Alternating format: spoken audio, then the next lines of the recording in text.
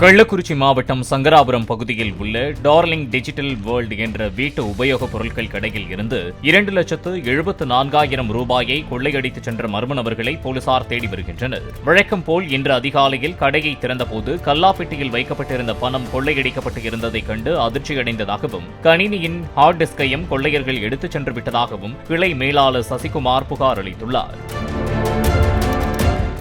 Play store மற்றும் app ஸ்டோரில் இருந்து பாலிமர் செயலியை QR கோடு மூலம் பதிவிறக்கம் செய்யுங்கள். செய்திகளை உடனுக்குடன் பெறுங்கள்.